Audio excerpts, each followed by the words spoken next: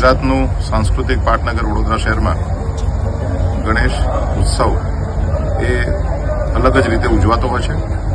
રાજસ્તંભ પરિવારના માધ્યમથી છેલ્લા કેટલાય વર્ષોથી અલગ અલગ પ્રકારના આયોજનના માધ્યમથી એને લોકો માટે એક આકર્ષણનું કેન્દ્ર બનાવવામાં આવ્યું છે.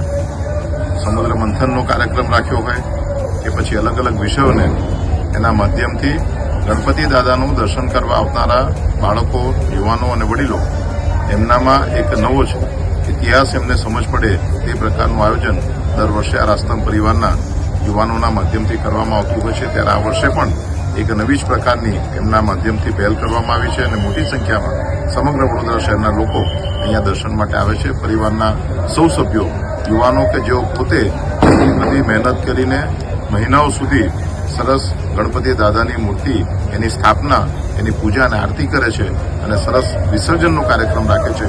ત્યારે સમગ્ર પરિવારને ખૂબ ખૂબ શુભેચ્છા.